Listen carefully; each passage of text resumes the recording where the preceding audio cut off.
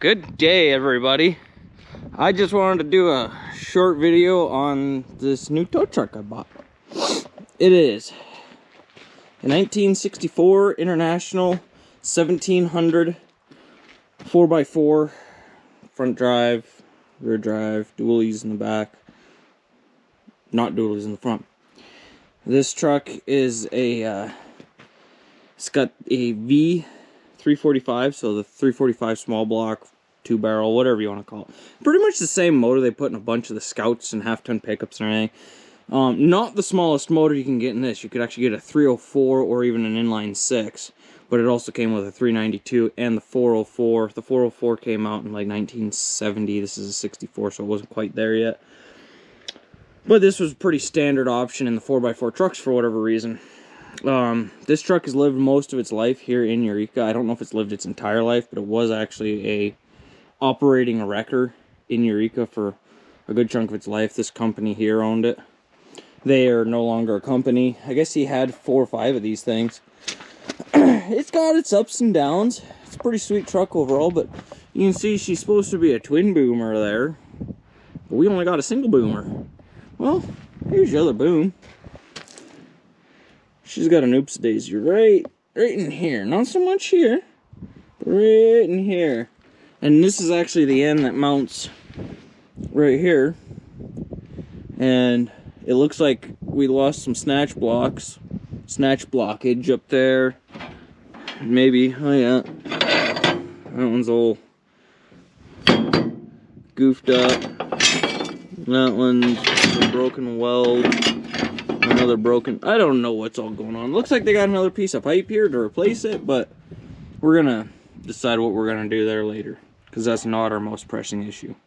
It does have a wheel lift on it. It is not hydraulic. It is you hook this cable somewhere. I thought there was a loop on it I saw. Anyways, you hook this cable onto it somewhere here, and it lifts up. I don't know how it works. It's got a wheel lift on the back and there's no hydraulics. And it's all manual linkage and everything from the back here. Which is still better than my other tow truck that's in front of that Chevy, because you have to run it from inside the cab. Still got the dual winches with cables on it. PTO driven. No hydraulics on this truck. It's got a sweet plastic toolbox.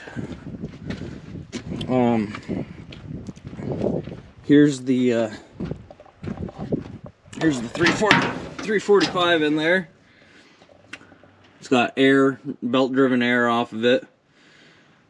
Don't have a battery in it yet. There's not much room in there. You can see the fan is almost touching the radiator, and the back of the motor's touching the back of the cab there.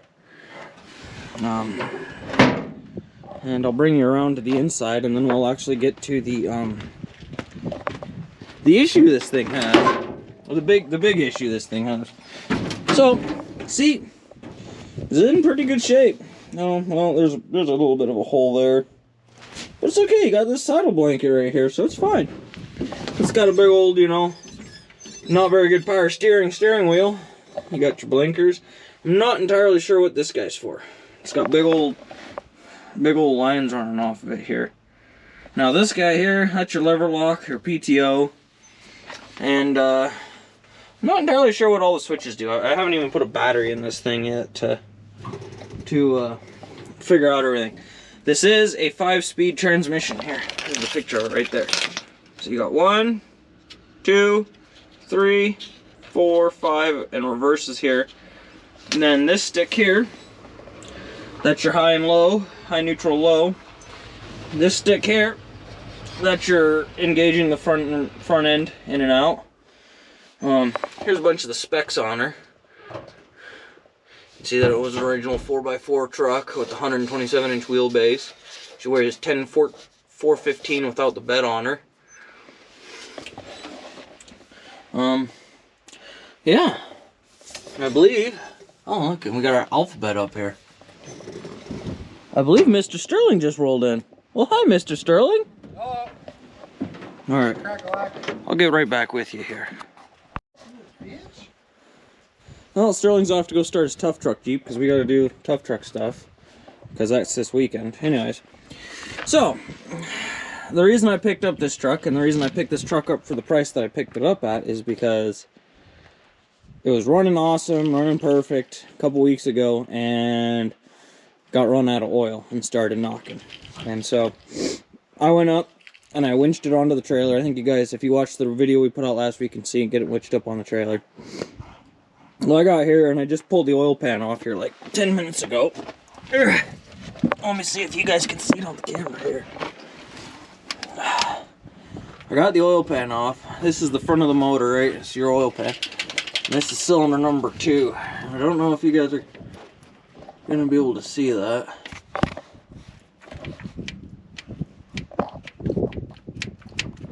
All the rest of them seem tight, but I don't know if that one's loose or if it spun a bearing.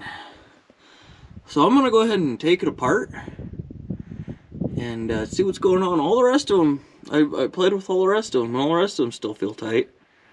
But maybe that one just came loose, because whenever I got it back and I drained the oil, it still had 4 quarts of oil in it.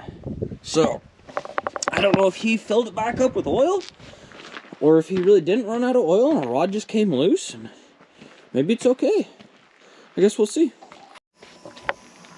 It's been a few days since I worked on this. I had, well, building a motor there, and I built a transfer case over there yesterday, and then we're trying to fix Sterling's Toyota, which is way over there. And then I need to do some work on this truck, and then we're getting ready. Yeah, back on this truck. I got the bearing off. This is the number 1 bearing. She was all half spun around on there. I guess I'm standing on the light there. She was all half spun around and jammed together like that. But the crank actually looks pretty good, so I'm emery clothing that up. I finally got the new bearings in. Kind of neat thing about the International is, at least these older ones, this has got a 345 in it, right? The 4 cylinders, 6 cylinders, and the 8 cylinders all took the same rod main bearings. Kind of simple. So I was going to replace all of them, but we're having a hard time getting all of them, so I might just end up replacing number 1 and number 2. And firing it up and see if it even runs. I haven't even put a battery in this thing or anything. I mean, I don't know nothing about this truck. I was told it ran, and I tore the oil pan off and did all this. So I might just put a couple bearings in it, finish cleaning up the crank so it's all nice and pretty, resurfaced, and then put the oil pan back on, fill it up with some good old Rotella, just fire it off and see what happens. Alright, rods, new bearings, the 1 and 2 in the front are back on. The oil pan, she back on, all clean, drain plug's full, or drain plug's full tight. Drain plug's tight, all the bolts are tight.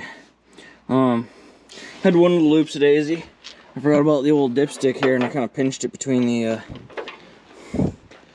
you can't hardly see it. I pinched it between the block and the pan, but I was able to get it out, and I just gotta go make it not curved anymore. It'll be fine. I'll just make it work.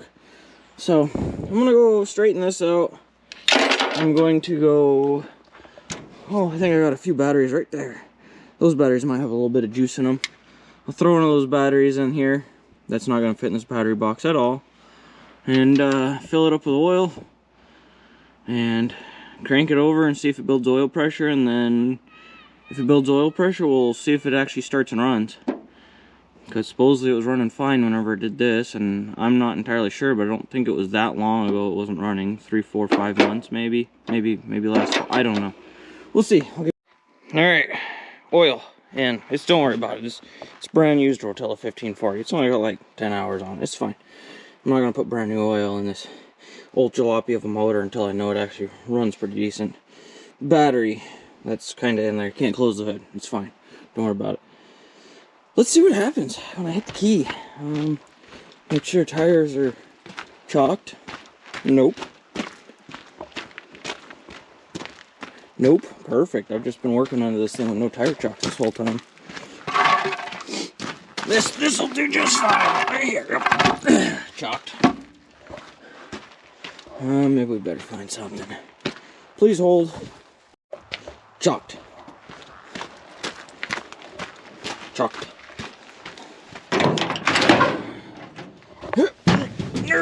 Big truck. Alright.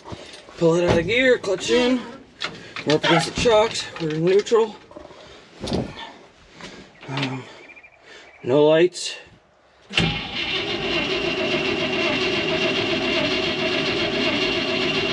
But she does turn. Do we have a... There it is, huh? Let's see if it works.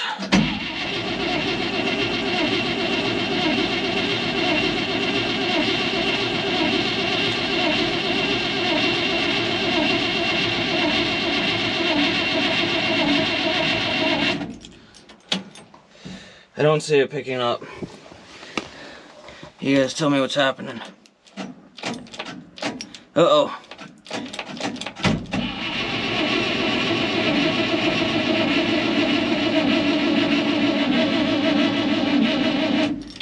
Alright, battery's dead.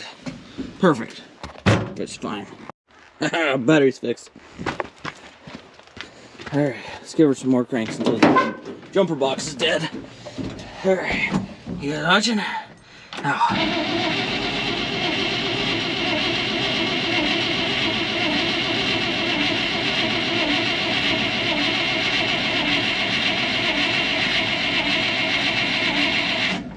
Alright, not seeing anything, but I also don't know if the... Oh, that is not much gas pedal in that thing.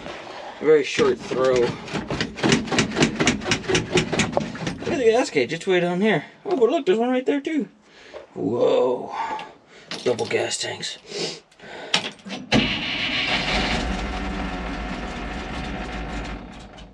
Huh, she fired right up. That's interesting. Still never saw any oil pressure.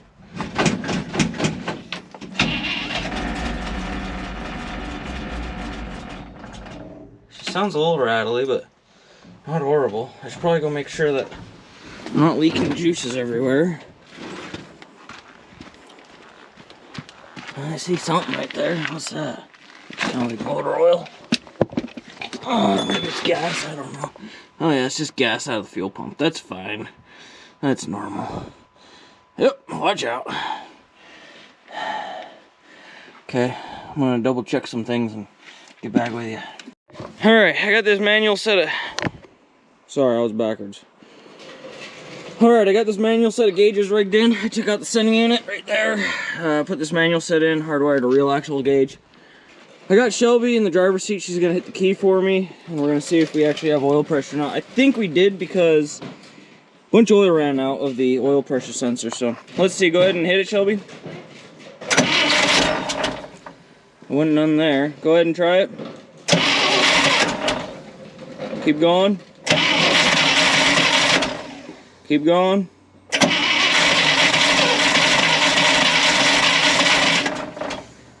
Well, it moved a little bit, but it's not enough. Pump it twice and... Gas? Yeah.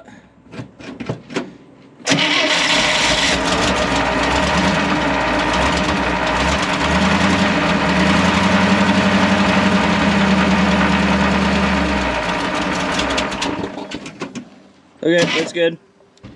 Well, we got up to 30 there. It's not great, but it's something. So we're gonna call that a win for tonight because as you can see, it's dark. Look at the pretty sunset over there. So, all right, I'll finish this up tomorrow. Well, we can't see that really good. The oil pressure's almost up to 60 there. Purring like a kitten. Sitting here idling all on her own. Heck yeah. Says she's charging according to the gauge. And it's not knocking. No, it's starting to burn oil. Heck yeah. Now we just have to keep the clutch and the brake and the winches and everything else work. Next day, believe it or not, since it's not dark out, I ran this thing a little bit last night, and it was holding good oil pressure, so I put the sending unit back in. I can't find one here in town, so I just put the old one back in, and we're banking that it has fuel pressure or oil pressure. I'm going to see if it'll start up today and show you how the winches work. Winch, they both work, but one's missing a boom. So this is a cold start, even though it's almost 60 degrees out.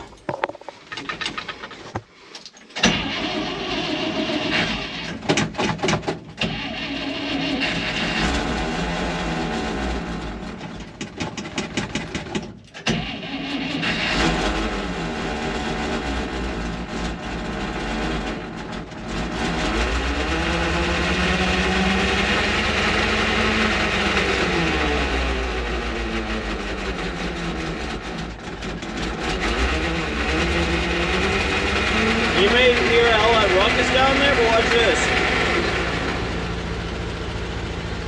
Sounds all nice and pretty, and as soon as you... So I don't know if the transmission's got bad bearings, or if it's straight cut gears, or what all that noise is, but the motor runs phenomenal. Oh, and look. We've got oil pressure on the gauge now.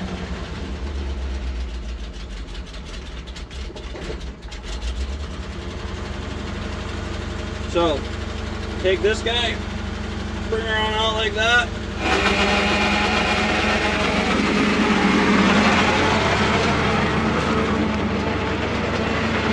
Come around here, you pull this lever here. Nope, not that one, there's one here. That one engages a coupler there, way up there. Kind of hard to do one-handed. Then you engage that, and engages the winch. And we're going to lift this wheel lift up off the ground. This is a manual wheel lift, so we're going to lift that up off the ground a little bit.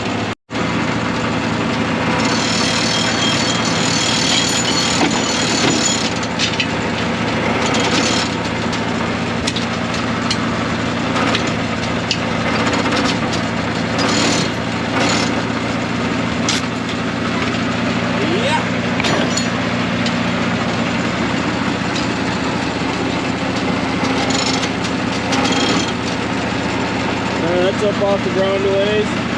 Everything on this thing needs lubed like crazy.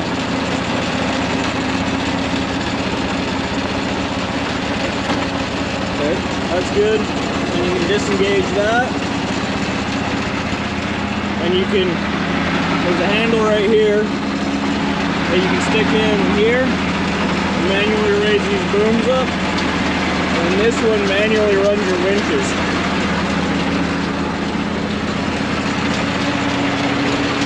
So this winch works, but as you can see, it's a tangled up mess because the boom's all down and all the cables are off shivs and stuff.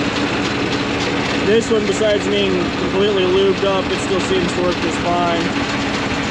So I think I'm going to try and take it for its first test drive here in a minute and let it warm up. So apparently my PTO, oh, you probably can't, there you go. Even though that PTO is all the way in, it still isn't disengaging, so I'll have to look into the adjustment on that. My idle seems to work. Let's see, here we go.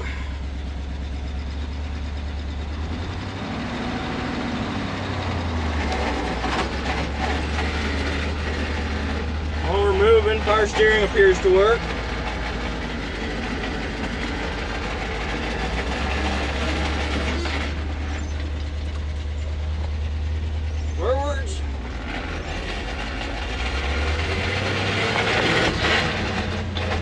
Second.